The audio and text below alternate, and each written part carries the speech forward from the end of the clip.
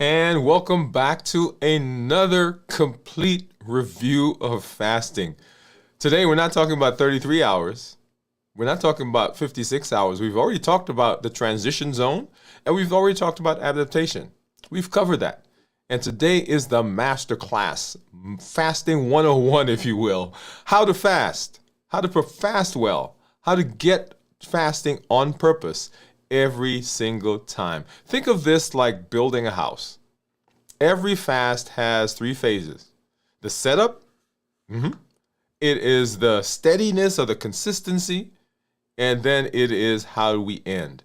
And if you understand these, you can fast successfully whether your goal is weight loss, blood sugar control, inflammation reduction, mental clarity, discipline, routine, or any other metabolic thing. So today, we're walking through the entire fasting arc from the beginning to the end. Hey, this is Dr. Dwain Woode. If you're new to me, welcome to the channel. That's Wood with an E. The E stands for endocrinology. Here I educate, I empower, and I encourage you to take charge of your health and your life, avoid complications, go to the next level. We're creating the life we've always wanted, and we are living limitless lives. You don't need superhuman strength.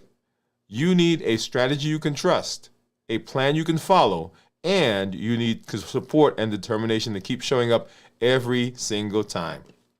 I want to help you to have the success in your health like you're having in all the other areas of your life, so you can show up for those things that are so important, your family, your friends, for those dreams that you've been pouring into.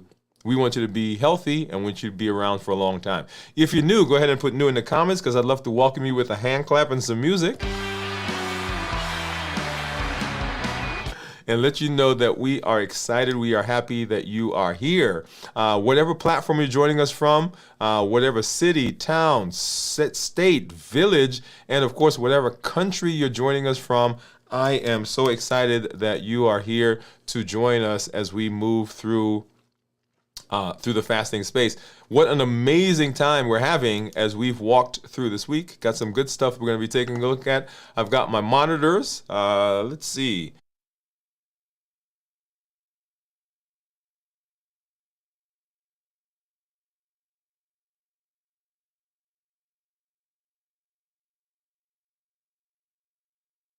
A special shout out to our accelerator members who are joining us. Thank you for coming through and hanging out. Always excited when you are here in this space with us. And so what I want to do is, number one, we want to go ahead and we want to do a check-in. And whenever I do a check-in, there are a few things that I want to talk about, and that is how I am doing. And there are three areas: physically, mentally, and emotionally. Physically, mentally, and emotionally. And if I were to put different words to that, I would be talking about my body, my mood, and then of course talking about my my energy and my emotions. So let's hop over. We're going to do that right now. Let's see. Let's do it this way. So physically, mentally, and emotionally. Physically, mentally, and emotionally, what's going on in my body. And this is an important one because this week, right? So we did our show last night, 56 hours, and then I started feeling a bit queasy. Started feeling as though my stomach was upset, and so physically, I'm doing okay this morning, but that was an interesting experience. But in terms of energy, and that's what most people talk about when we talk about energy, about physical, about how they're doing in terms of their energy, feeling like there's a dip in energy, or feeling as though they're walking through quicksand. I'm not feeling that this morning, although I didn't rest as well as I wanted to, and as well as I needed to. But physically this morning, feeling energetic. And then mentally, feeling clear. I'm not feeling foggy-headed, not feeling lightheaded, not feeling dizzy. So those are all good things. Often people will talk about this in the context of hydration. Okay, so if we don't do a good job hydrating, then that changes into some physical symptoms, which can ultimately affect the thought process. And then in terms of my emotions, lots of things going on over the last several days, lots of things happening today, lots of things happening this weekend. And so a bit, I don't want to say, I'm going to say fluctuating. Let me say that, fluctuating. Started out the week well, did well all yesterday. Like I said, not lots of things, lots of moving parts. And so whenever that happens, you can have some fluctuation in your emotions. But for the most part, if I had to put a number, and over the course of the week, we've been putting numbers to how we're feeling physically, mentally, and emotionally. If I had to give this on a scale of 1 to 10 of where I am, I'd probably put it at an 8, right? Which is actually pretty good. So 1 would be, oh my God, everything is not great. And 10, nirvana. I'll put it at an 8 this week, okay? Or today. Over the course of the week, it has changed. And that's the important thing to know, that over the course of time, you can have fluctuations in any of these as you move through the fast. Okay? All right. And then let's go ahead and we're going to take a look at my numbers on my CGMs. Before we get there, though, you heard me say that I felt a little I felt a little queasy. And so right at about 1:30 this morning, I actually broke my fast at 56 plus 6, 60, probably 65 hours into this week's fast, just to kind of get that dealt with. And you'll see that as we move through the numbers. So I wanted to let you know that as we get ready to look at those numbers, and you'll see that here in just a little while. All right, so let's go ahead and we're going to hop over to my monitor, and here is my Libre. And you'll see right there, right now, my Libre says that my blood sugar is 103. And if I take my finger and run it along the graph here, you'll see right, we started out right below 100, and that's the red part of the graph that you see. And then right at about 1 o'clock was when I broke the fast, and you'll see that kind of popped up into the low 100s, 120s, and right here this morning, that's when we had our toothpaste effect. And look at how much higher that was compared to what it normally is when I am in a full fast, right? So that's the toothpaste effect right there. And then, boom, coming back down over the course of the next couple of hours to where we are right now in the low 100s, okay? I love this because I can actually change the different reports. And two of the reports I like, of course, this one right here. This is my time in range. And you'll see I'm in range 82% of the time, 17% low, and then 1% very low. And that very low is below 54. If I look at the 90-day, you'll see I'm in target 80 or in range 85% of the time, with 14% low and 1% very low.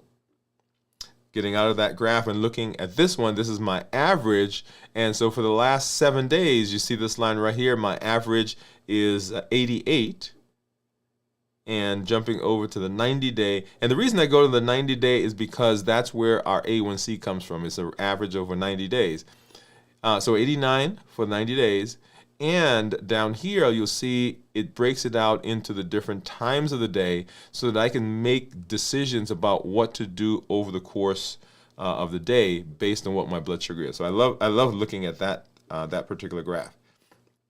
And then let's go ahead and let's take a look at what's been going on with my, this is my Dexcom. Once again, that's 3 hours. And let's go ahead and let's do the 12 hours because that's where we were talking about on the Libre just a little while ago.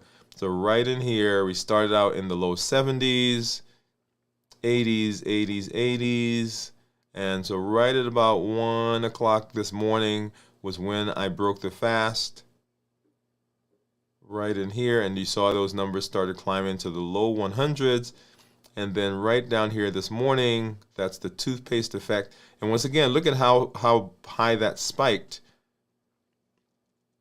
as a result of me not being in the fast right there, okay? And so went up and then came back down into where we are right now. So low 130s. And then going up here and looking at my my report, this is my summary report, and you'll see there for the last 14 days, average of 113 with a glucose management indicator of 6.0. time and range, 98%. And because we're always interested in the 90-day average, representing our A1C, average of 114 with a glucose management indicator of 6.0 and in target 98% of the time. All right, so that's what's been going on with those numbers. Let's go ahead and let's take a look at what my monitors are saying. And so here is my Contour and my Keto Mojo. And let's get into our container here. And I'll grab a strip for the Contour. I'll need a brown and a blue. Look at that, I grabbed one of each. For the Keto Mojo, and then of course here is my Lancet. All right, let's go ahead. I'm going to open this up and put that in there. And so one of the questions that people ask me is, what is the best monitor? And say, hey, are those ones you use, are those the best? I use these because these, well, this one, when I decided I was going to start fasting, I went out and started researching, and this was the one I liked based on the data that I found out there. And then there were a lot of other people using this one as well, so I got this. This one we researched years ago, and we've been using this in our office, and so it didn't make sense to use something different. So because I'm using it in office, I also use it here on the show. All right, so that's how those came about. All right, so we're going to open this up, get a strip into the Keto Mojo, open the strip for ketones, and then just find a Lancet like I normally do. We're going to open that up, find a finger right here, and that's the one we've been using. Ow, ow, ow. Let's make sure we get a good drop, not a brisk drop, but that should be enough for at least a couple of tests. First, let's get the Keto Mojo going. And then we've got to milk that just a little bit more to get the Contour. And you see the Contour, the Keto Mojo says that I am 122. The Contour says 125. Dexcom says 143. And let me go ahead and do this because this was a small drop, so I don't want it to dry. So let's go ahead and get the ketones started, and then we'll come back and talk about the numbers. All right. So what do you think my ketones are going to be, by the way? Let's see if that's enough. Come on, please. Okay. Barely enough. We'll see what that shows. And I'm going to leave both of those on the screen for you. So this, of course, is the blood sugar, and then the Keto Mojo says that I'm low. Right, which would be expected from the numbers that you're seeing right now. So let's go back and let's talk about this for a second. So 125, the Dexcom was in the 140s, which is what you see right there, and the Libre was 104.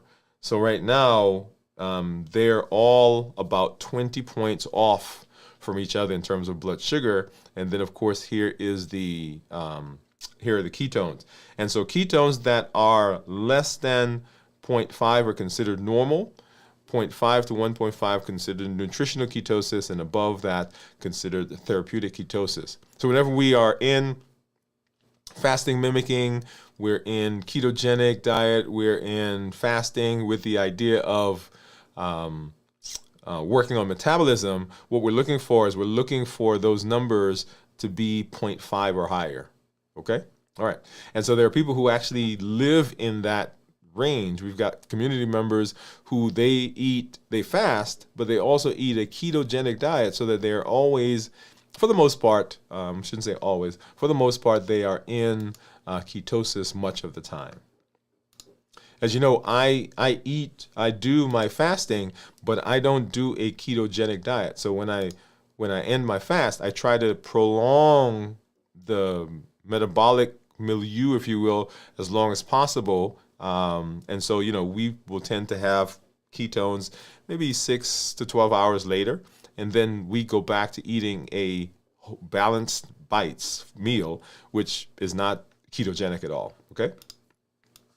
All right, so let's go ahead and I'm going to play our Move campaign, We're going to go ahead and play the move campaign, and then we're going to get into our discussion for today. So let's go ahead and let's do that. Let's do that right now.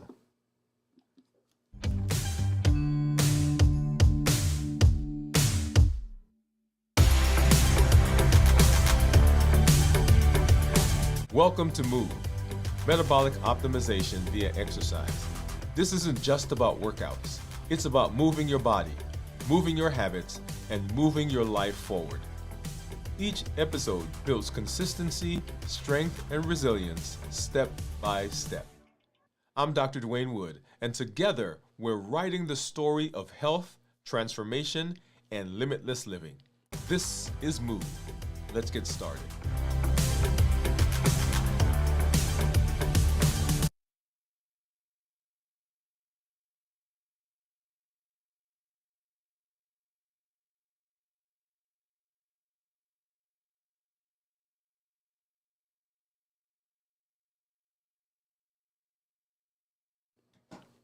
All right, so fasting, fasting. Now, most people struggle with fasting for a couple of reasons, and most of the struggle that happens with fasting is not having a clear understanding of the fasting process.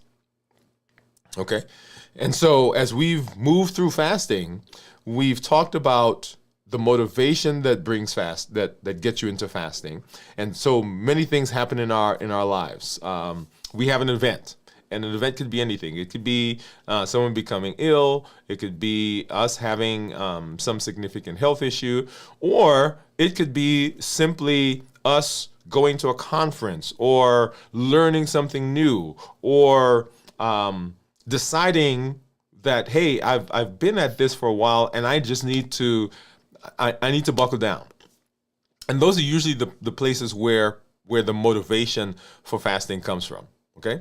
And so people come into fast, and if they are not careful, if we are not careful, I should say if we are not careful, what ends up happening is we don't have a clear path into fasting, and so we end up not having success, and so we give up on fasting. And so people will try fasting several times. And so what we want to do is we want to make sure that you have a clear understanding of what fasting is, how fasting can be successful, and what fasting does for you. Okay? So this is the idea. And as we walk through our episode today, that's what I want you to be thinking about. How do you make sure that you understand what's going on in the fast? And how do you make sure that you understand what it is you're supposed to get and what's the best way to use the tool? And so once again, as you heard me say, we're not talking about the 33 hour, we're not talking about 56 hour, we're not talking about 16 hours. This really is how to fast well on purpose every single time. This is your master class on fasting. And we are going to walk through 3 different areas of fasting: the setup, the steady portion, that's the in-between, and then how to break the fast. Because if you understand that, then regardless of what your ultimate health goal is, it will be successful. So we'll walk through that entire arc from the beginning to the end as we talk through fasting. Okay? And so we are at 72 hours, and we're using this as a vehicle, not necessarily because we're talking about 72 hours, but because we're talking about the fasting. And whenever you're fasting, whenever you are going into the space, I want you to have as your as a barometer that you want to always be able to do a feelings check-in. We won't spend a lot of time right now talking about that, but just to put that in mind, it is going to be the way for you to understand how you are feeling physically, mentally, and emotionally. And then you also, as you're going through fasting, you want to make sure that you're looking at numbers. And that's why I love the monitors that we use, because they give us objective data. The feelings one we talked about a minute ago, that is the subjective data. How am I feeling? What's my emotions like? What do I think my thought processes are like? But this gives me objective data. I can look at the number on the graph. I can look at the number on the monitor. I can look at the number if you're doing ketones by doing urine. I can look at the urine dipstick, and I can see what's going on in my body, and that gives me a objective marker of what's happening. Okay?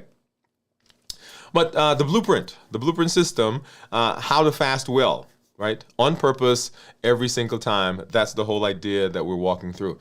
And fasting, as we talked about, has 3 phases. The first one, of course, is the setup. And the setup is what happens. And I'm going to say most fasting doesn't really start at time 0. So sometimes we say, okay, what happens in the first 24 hours? And we tend to think that the first 24 hours, of course, is the time we start fasting and then the rest. But it actually happens before that. Fasting preparation determines fasting success. And most of the struggles that we have during the fast most of the struggles we have with fasting doesn't happen during the fast. It actually happens before. They happen in the setup phase, long before hunger ever shows up. And so we want to talk about how do we prepare, how do we get through, how do we move through that space, okay? So we want to prepare by preparing, number 1, we want to prepare our last meal. So we're coming into the fast. This is time 0, right? So 0 to 24 hours. This is time 0, but we are starting the fast by preparing. Prior to that, we're preparing our last meal. We're thinking about the fast not as hey, it's starting there, but hey, it's just a continuum, and I am getting ready for that continuum out here. I'm preparing, I'm looking at the food that I'm going to eat as my last meal before I get into the fast. It actually starts with that final meal. And a good fasting meal, right, is tailored to help you stay satiated during the initial hours of fasting, to help you move into ketosis as smoothly and as quickly as possible, and to not set your body up so that you don't get the benefits of fasting. So a good meal, a good last meal, is tied to our concept of not a diet and not a list of foods, but the concept of proteins, healthy fats, non-starchy vegetables, limiting the carbs, no added sugar. And we've kind of talked through some of that before, so that your body is able to manage the sugar and the processed foods that come into it without any delay. Because if we don't do a good job of that last meal, then it delays the progress into the metabolic space that we want. Because your body is primed to get there, right? If you've been doing this, your body is well ready to get into that metabolic flexibility. It actually has become metabolically flexible, and it's ready to get in there. But if we don't do a good job, we end up short-circuiting and not getting as much benefit as we expect. Okay? So a bad last meal makes the first 12 hours not that good.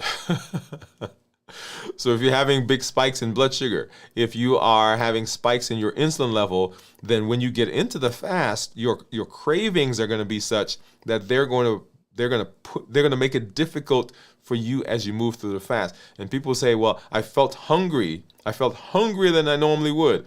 Well, if we have a lot of sugar in the body, if we have a lot of insulin, then those cravings are going to be intense.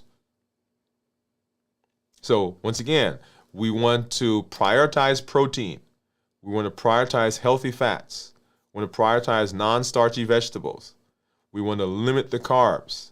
And we don't want to have any added sugar in that last meal. And you'll get to see here the meal that I've prepared for breaking the fast, and we'll walk through that here in just a little while. Okay. Number 2, we want to hydrate. We want to hydrate before the fast. And in all the things that I do when I talk about fasting, one of the principal things that we want to make sure we do is making sure that we're getting hydrated. Now, this is for several reasons, but two of the major ones. Number one, if you get into the fast, or when you get into the fast, because you're not thinking about eating, often we also don't think about drinking. Those two go hand in hand. And we wait until we feel thirsty, and by that time, we're already behind the 8 ball, as it were. So number one, you're already going to be in a space where you're not thinking about drinking. And during the fast, your volume is actually going to go down, which is expected because of what I just mentioned. The second reason for hydrating is that your body has to use blood circulating through your body for all the mechanisms, all the transformations, all the adjustments that are going on in hormones, in electrolytes, in enzymes. All of that is traveling through the blood. And so if your volume is down, then the body has a difficult time doing what it needs to do to keep you healthy. Remember, as it's going through fasting, you're breaking down or you're doing autophagy, for example, and you are recycling, cleaning up different parts of the body. And the waste that's there has to go somewhere. And it travels through the blood. So if you're not hydrated, you're actually inhibiting the efficient use of the autophagy. The other thing is, when your body has to use the volume, if your volume goes down, then your body has to make everything move faster. And so people feel that palpitations, heart racing, and so forth. Okay? So you want to make sure that you're hydrated. Number three, you want to have a structure that will keep you going through the fast. You don't want to rely on the motivation that started the process. The motivation is great. I'm glad that you got it. I'm glad that it came, and I'm glad that it gave you the spark. But what is the structure you're putting in place to keep it going over the long haul? Because guess what? That motivation that you got, as strong as it is, as important as it is going to wane. It's going to begin going down. And what we want is when the motivation goes down, when the motivation goes away, we still want to be in the process of being healthy. So putting a structure together, good bedtime, making sure that you're getting good rest, making sure that your environment is conducive for fasting, making sure that you have some ways, some pre-fast affirmations, right? That I am healthy. I am doing something for my health. I am working to be healthy so I can be here for my family, for my friends, for my grandchildren. I am, right? So some affirmations, some things that you can say, some things that you can see that will prompt you to remember what you're doing and why you're doing it. Plan for stress. Stress is going to come. You can't predict it. Often we say, well, I'm going to get rid of the stress. Sometimes you can't get rid of the stress. There are certain stresses that you can, deal with. But a lot of times it is what it is. Plan for cravings. What are you going to do when you start to feel those cravings? What is the plan? And there's several things that we talked about as we talked about fasting. What is going to be the plan? What have you put in place? What is your plan for the moment when you want to quit? And those are coming for whatever reason, okay? Some stressful event is going on, whether you are being prompted or being triggered by cues that are going. What is it that you are seeing? And how do you deal with that? These are not emotional failures. They are structural issues. So structure prevents sabotage before it starts. Okay? You also want to know what your hunger, know your hunger waves. When does hunger come? When do you feel hunger? Right? When it usually comes in 20 to 30 minute ebbs and flows. So know your hunger cues. If you can ride the wave, it will pass. Hunger is not an emergency. It's a signal from your body, right, that there are changes that are going on. So once again, we're talking about phase one, which is the setup. We're talking about setup right now. We're still in that phase. So the other thing is to explore the mind shift window. At about 10 to 16 hours during the fast, that's where most people start to talking themselves out of fasting. And that's normal. That is a normal process that you will go through. Your body is switching gears. The brain is renegotiating. There are hormonal changes that are going on that may prompt those ideas. That's not weakness. It's a transition. And if you understand that this is what's happening, then you're more likely to be able to make your way through those thought processes when they come. Okay? So that is the setup. That's the setup. How do we make sure that we are coming into the fast with the appropriate structure, appropriate thought process, appropriate physical preparation to get us through the fast? The next is our steady phase. And this is the phase where structure replaces the struggle. We've already talked about motivation coming. We've already talked about the fact that you're going to have these fluctuations in thought processes, in energy, in hormones.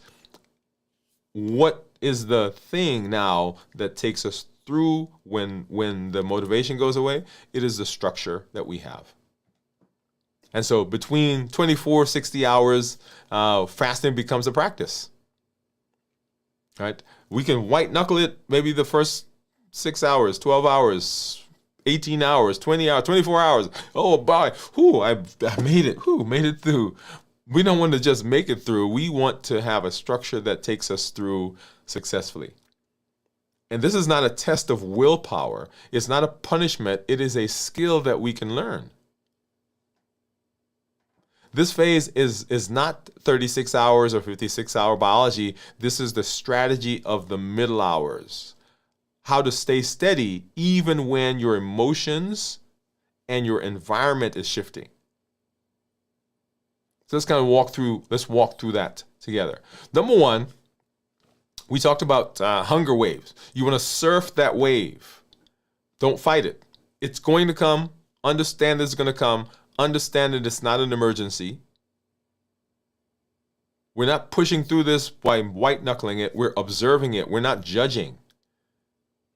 And the question that we want to ask is this really hunger? Or is something else masquerading as hunger? For example, is it boredom? I can tell you the number of people who say to me, hey, man, I was doing fine. I was up late at night. I was watching TV, didn't have anything to do. And so there was some food in the fridge and there I was. So is it boredom? Is it a habit? Every time you do a particular thing, you snack. You get up, you go to the bathroom, you grab some nuts. You get up and you go to the go down the hall and you grab something to drink. You sit down to watch a movie, you get some popcorn, right? They are the habits that we get into. We see people in our office get up to go to lunch and we're not hungry, but we get up and we go to lunch. Is it emotional discomfort? Too happy? I was going to say too happy, too sad, too angry, too frustrated, whatever it is it an emotional comfort issue? And so we use food often to palliate that. We use food often to buffer that. And so in the fast, when those things come, because we are not eating food, we get those discomforts. Because normally we just pop something in the mouth and that quiets it down for a little while. And of course, pattern and cues, which we just talked about. People getting up and boom, you see that. You have smells in the office. Somebody asked me just this week, hey, does it bother you when we're warming our food up? Sometimes it does. And I have to get up and have to go somewhere else. So most hunger is pattern driven. Most hunger is emotionally driven. It's not physiologic. It's not your body saying to you, hey, we need you to go do this. It is... right? All those things we just talked about. So what do? You want to use walking as a fasting stabilizer. A 10 to 20 minute walk can smooth glucose. It can reduce cortisol, which is the stress hormone. It can calm your hunger, improve clarity, and reset your energy. Remember, move a muscle, change a thought. Movement is not a punishment. Movement is actually a way to help regulate what's going on in your body. And when you do that, you are doing a good job of using a tool to get what you need. The next thing, of course, is hydration with electrolytes, making sure that you're hydrating. Just like hydration is important to get into the fast, it's important as well during the fast itself. And you want to make sure that you are paying attention to this. And this may show up like cravings. Sometimes we confuse hydration with hunger. Also, if we're not doing a good job of our electrolytes, you may have to just put some salt in the water. Get one of the electrolyte packets that has sodium, potassium, maybe some magnesium that are in there. But listen to your body. Sometimes the cravings that we're getting, it's not food craving, it may be a mineral craving. The next, we want to avoid 2 mistakes that break most people's fast. Number 1, overthinking the fast. Meaning that we're projecting that we're not going to be able to do something successfully. And the brain says, hey, if you don't think you can do it, I guess we're not going to be able to do it. And so it will create the situations where what you are believing comes through or comes true. So preparation is great, but we don't want to overthink and talk our way out of the fast. The next mistake is that we wait until the breaking point before we intervene in something that we've noticed in our body. The body will give us signals.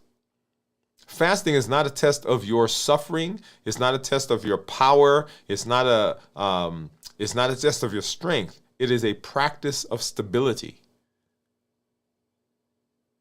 So if you are noticing something, like I mentioned to the group that I noticed, I was feeling nauseated. I was feeling burning in my stomach, indigestion. And so I ended up breaking the fast at 60 plus hours because I was listening to my body.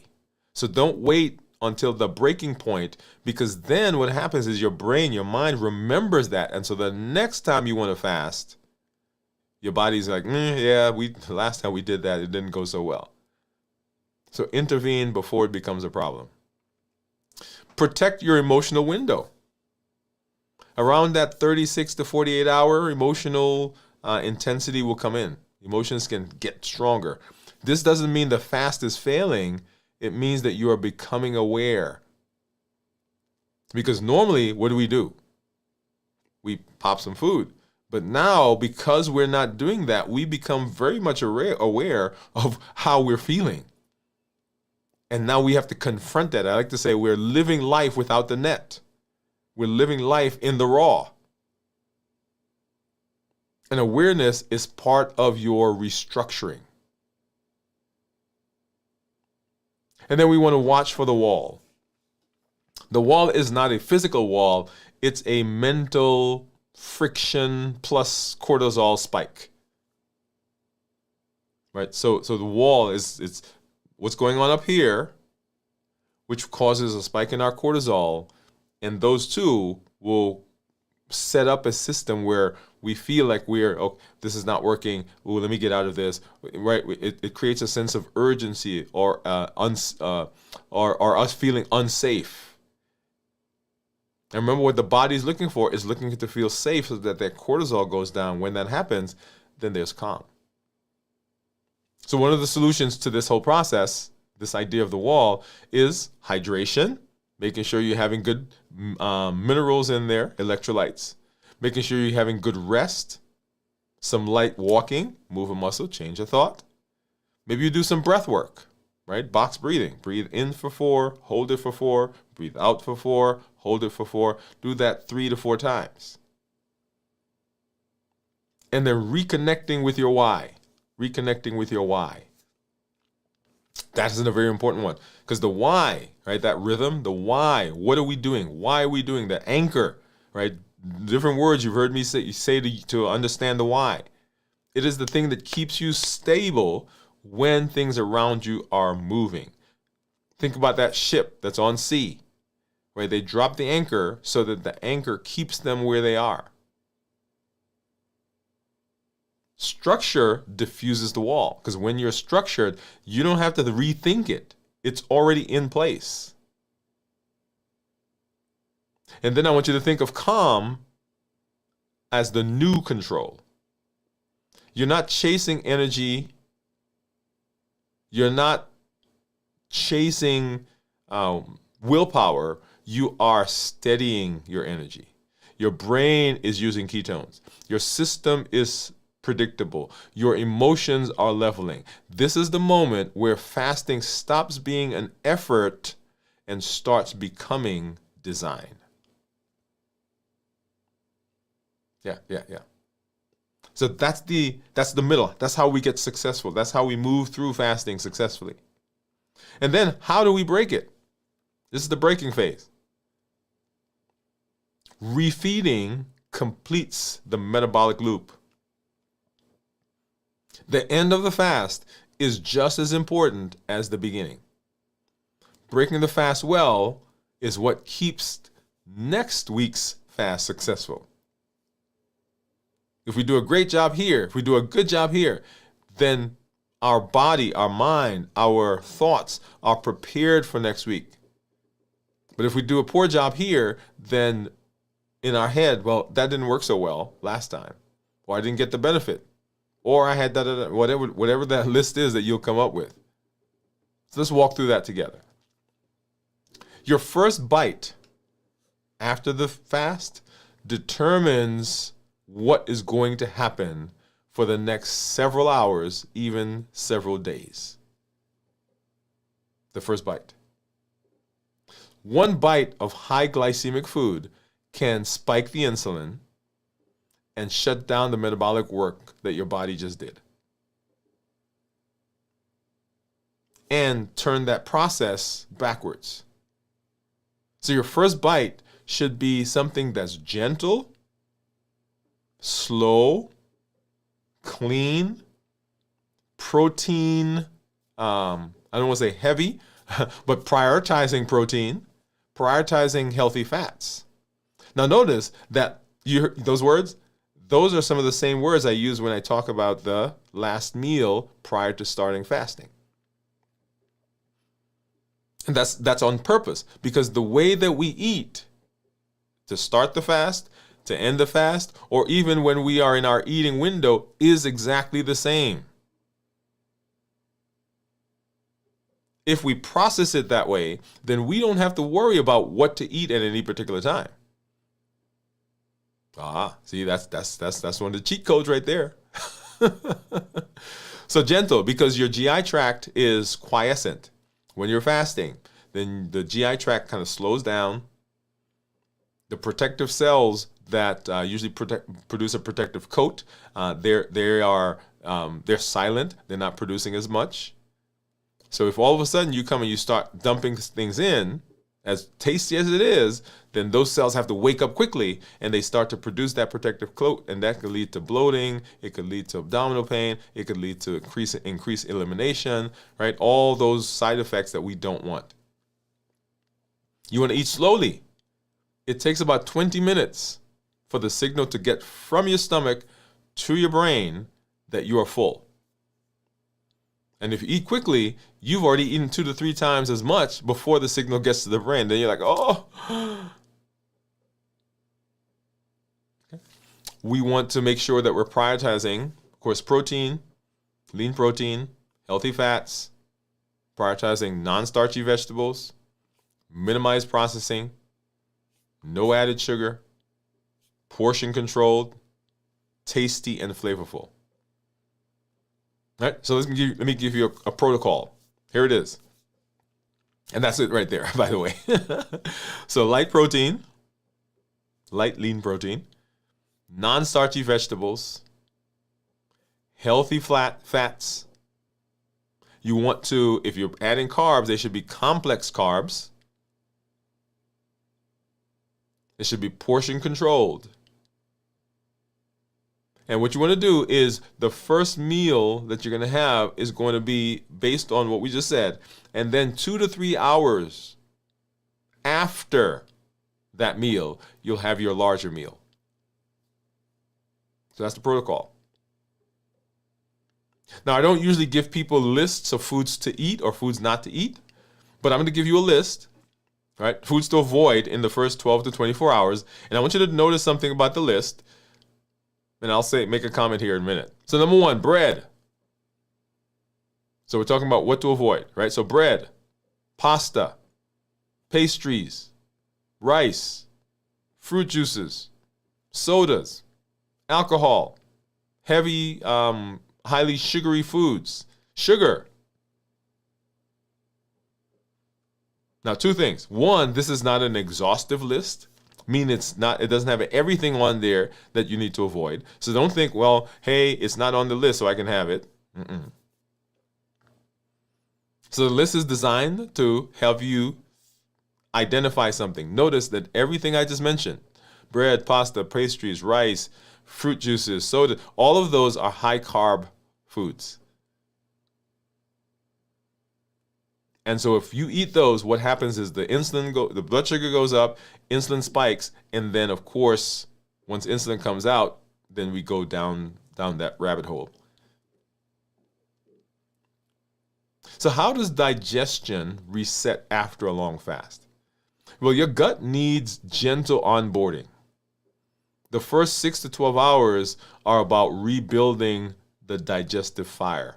And we talked about those protective cells that wake up and then they produce the coating, right? So let's give it the time it needs.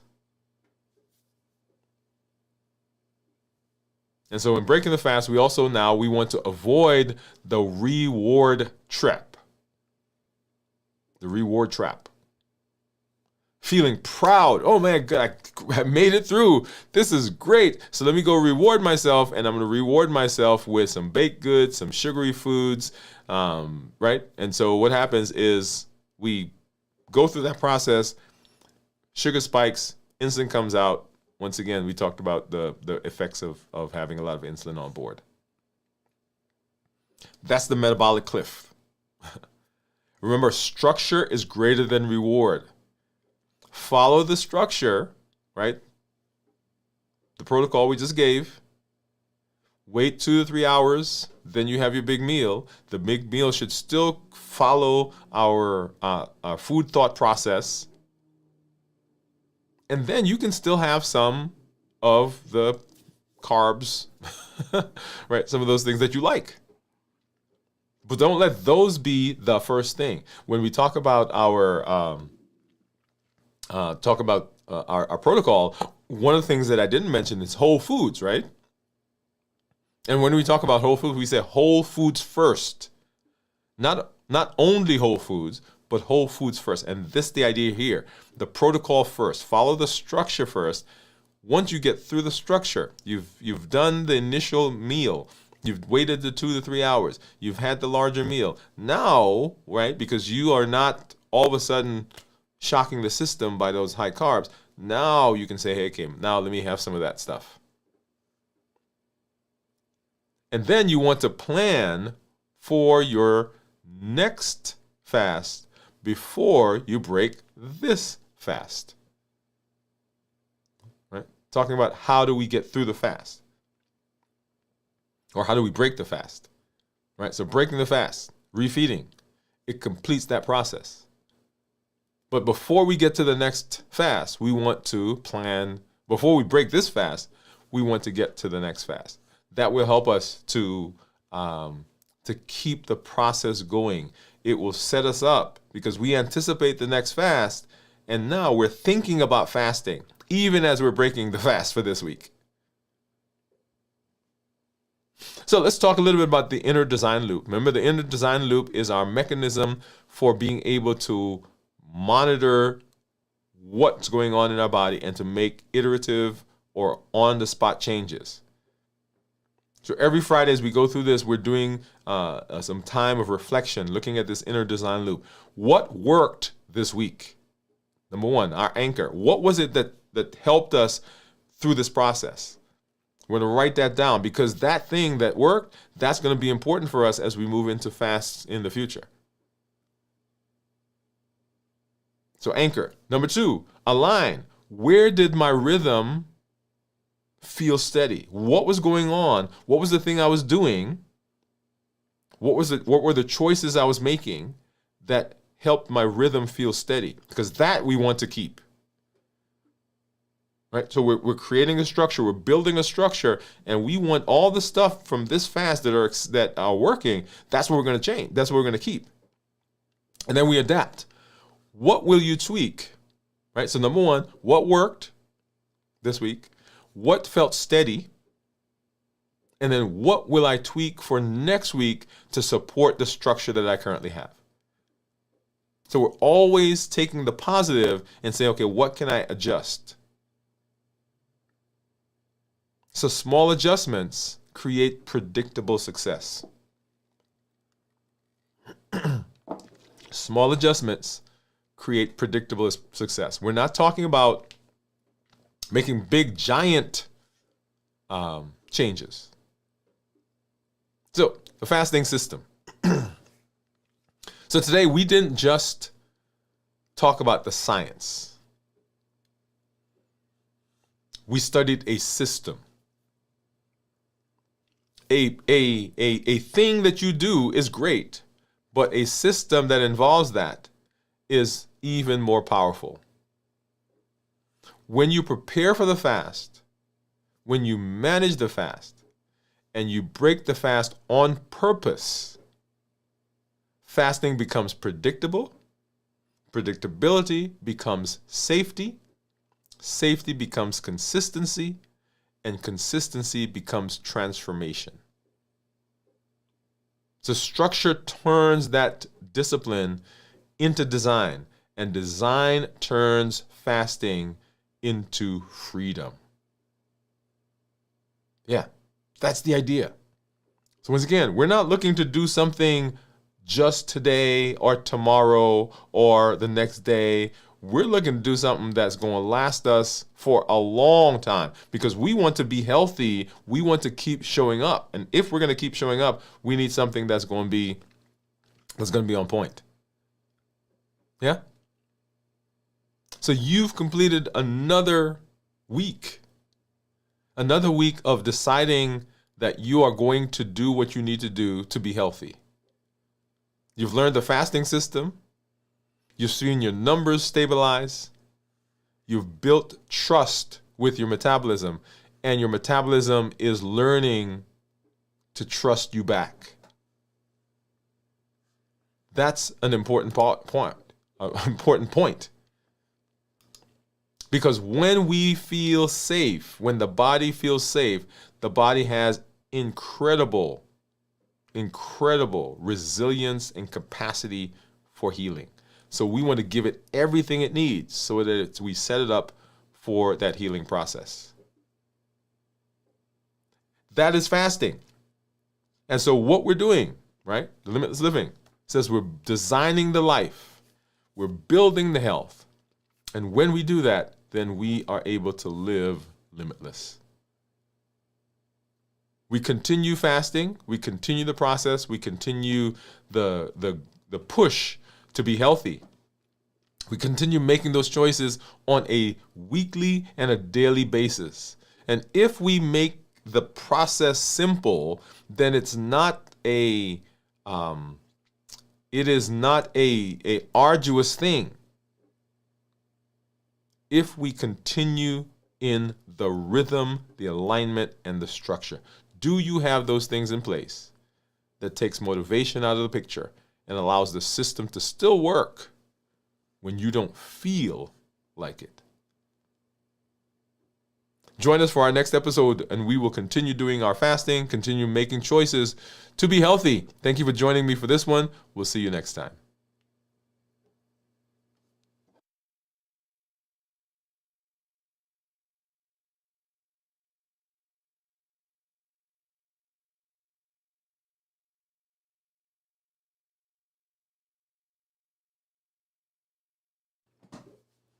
So one of the reasons that I love fasting is that personally for me, fasting allows me, it is the basis of all the structure that I have for my health. It is the basis for all the structure I have for my health. Because I know when I'm fasting, I've got my fasting window. I know because I'm thinking about fasting, I think about my eating window as well. Because I'm thinking about my eating window, that has implications for my movement. And because it has implications for my movement, I've got to be structured in the process. So lots of things have been going on with me personally over the last several weeks. And the thing that has kept me going, the thing that has kept my health the way I want it, is because the structure is in place. Because raise your hand, come on. You know that when we get out of routine or something happens, it throws the routine off if the routine is not solid. And so because the fasting is a pivotal pillar in my routine, it helps me to regulate all the other components. So in this space, I've asked you to come up with 3 things. 1, movement non-negotiable. What is going to be the movement anchor? I do push-ups. When I can't get out, when my doctor says don't do this, I do some push-ups. Yours may be walking, maybe yoga, maybe rowing, maybe elliptical, whatever it is. What is your 1 non-negotiable for movement? And then, number 2, non-negotiable, is a fuel non-negotiable, meaning food. How do you think about and how you treat your food? What is your non-negotiable? My food non-negotiable is my fasting.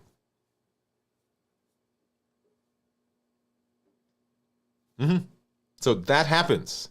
It's going to happen. It may not look the same as it did here, right? So 60-something hours rather than 72. Maybe your fasting may not look like a 24 this week. Maybe it looks like a 16-8, which is okay. But what's your non-negotiable? Maybe your non-negotiable is balanced bites. I am going to eat this way 1 day, 2 days, 3 days this week. What's your non-negotiable? And then the third non-negotiable is your recovery and restoration. Whether it's mindset, I'm going to do devotions, I'm going to do breath work, I'm going to do yoga, I'm going to do meditation, right? Mental mastery. Or it's going to be rest and recovery. I'm going to take some time off. I'm going to develop a way of dealing with stress. I'm going to get better rest. I'm going to go to bed earlier. And in order to do those, you got to have structure. Remember 3 non-negotiables. If you take the health action plan, you can distill it down to those 3. Plus now you have structure. You have something, a way of sitting down and saying, okay, this is what I'm doing now. If you do that on a consistent basis, you will find that it will give you immense benefits, even when motivation is not there. That's why I love this process. I love the fasting. Everything that we do here is based on our formula. We educate, we empower, and we encourage. This is a triple E formula for success. We educate with the shows, with the podcasts, with the blogs. We empower with the tools that we're using. And we encourage with the community that you're a part of, that you are growing, that you are contributing into. Your story. When I hear your stories, when I listen to you, those stories encourage me, and we get to share that with the community at large. the successes with weight going down, getting off of medicine, being able to get our A1C down, getting our getting off of blood pressure medicine. All of those things are benefits that enrich the community. We also get to come alongside you when you are having those points where things are not quite going the way you expected. We get to say, hey, this is how I did it. Or we just get to listen and allow you the space to be who you are without judgment. And then you also are a voice. You are ambassador. I'm deputizing you to say to your family, to your friends, to your community, to your doctor's office, to your church, that we can be different. We have the power. We have the ability to make choices that will improve our health. We don't have to accept that this is my diagnosis.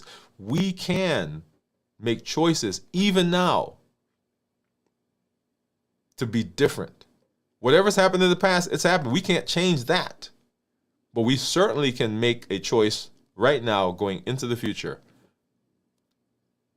And we can be different. We're showing up with our best self, our best health, and our best plans. We're not allowing anything from outside or inside to prevent us from doing what we need to do. That's it. We're designing the life design, the Woode life design. Come on, let's do it together. We will continue our week.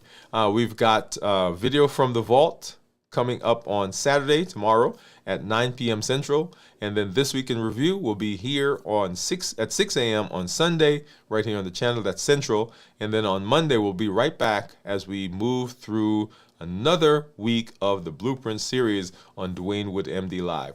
Remember, as we get into the rest of this month, we've got some changes to our schedule. Our last live show will be on the 22nd of the month, and then our first live show for the new year will be on the 5th. So make sure you keep that in mind. There will be something here on the space. Won't be a live show, but something here for you. So make sure you come out, join us, and celebrate as we move into the rest of this week and into the rest of this month. Thank you for being here. We're going to listen to that MOVE campaign one more time, and then we'll be out of here. This is Dr. Dwain Woode. That's Woode with an E. The E stands for endocrinology. Here I educate, I empower, and I encourage you to take charge of your health and your life.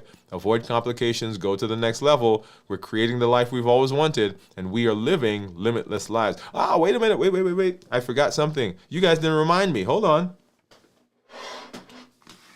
I didn't show you my meal. Come on. Let's do that really quickly. Let's see.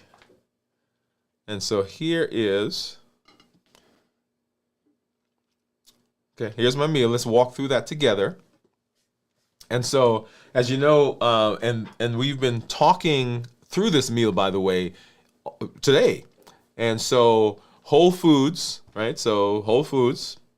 There's some cheese there, and there's some light dressing that's on there, vinaigrette. Whole foods, most everything there is whole foods. We've got no added sugar, right? The only thing there that probably has some sugar is the dressing. Minimize processing. Once again, the dressing and the cheese are processed. Everything else is whole and not processed. Lean protein. So this is this week I went into the freezer and I had a turkey breast that was left. And so I took that joker out and I jerked it. You guys know I love jerk chicken. So I did the jerk turkey. So that's what you see right there. So that's lean protein. Healthy fats, I've got some avocados and, of course, the fat from the cheese. Starchy and non-starchy vegetables, so there are no starchy vegetables on this plate. So I've got lettuce, I've got some red onions, I've got some red cabbage. There are some carrots that you see poking out right there. I don't have any tomatoes or anything like that, and no other starchy vegetables. Portion control. This looks like a good portion to me. And then we want it to be tasty and we want it to be flavorful. So this is the salad that I've created as the meal to break the fast. And I've not eaten it yet, but I'm anticipating that this is going to be flavorful. I'm anticipating it's going to be tasty. So let's go ahead and I'm going to dive in real quick. Maybe take a couple of bites.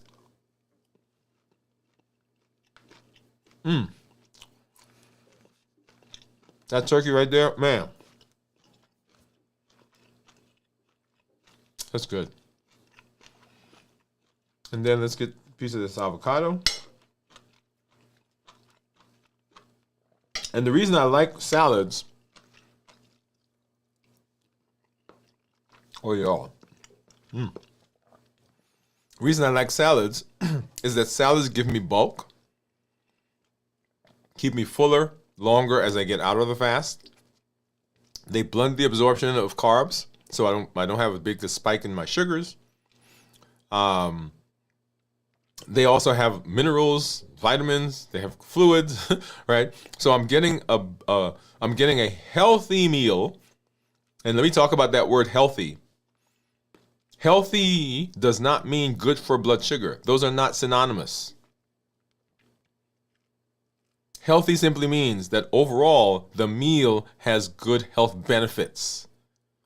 So just because somebody says it's healthy for you does not mean it's good for your blood sugar. I just want to make that point. But so it's healthy and it has lots of vitamins, minerals. It has all the components that we just talked about in terms of our meal protocol. So this is the type of meal when you're looking at refeeding and looking at what am I going to eat following my fast or the last meal before my fast, and in fact the meal that I'm going to eat in my eating window. If you follow this, then there's no worry about what I'm going to eat because there's all the same type of thing. And notice there is not a list to eat this and not eat that. It is simply a way of thinking about the food. Okay? All right. Well, I wanted to make sure we did that. Once again, this is Dr. Dwain Woode. That's Wood with an E. The E stands for endocrinology. Here I educate, I empower.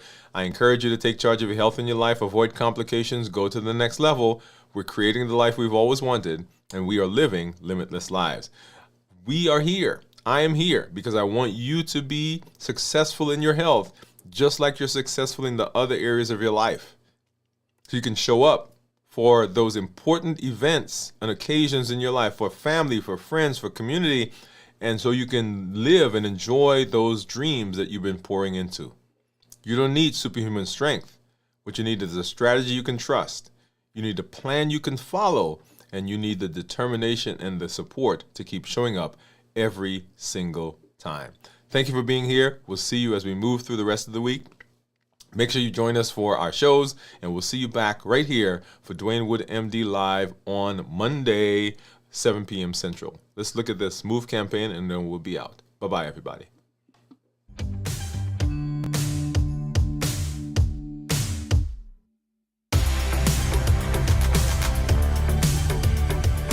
Welcome to Move, metabolic optimization via exercise. This isn't just about workouts. It's about moving your body, moving your habits, and moving your life forward. Each episode builds consistency, strength, and resilience step by step. I'm Dr. Dwain Woode, and together we're writing the story of health, transformation, and limitless living. This is Move. Let's get started.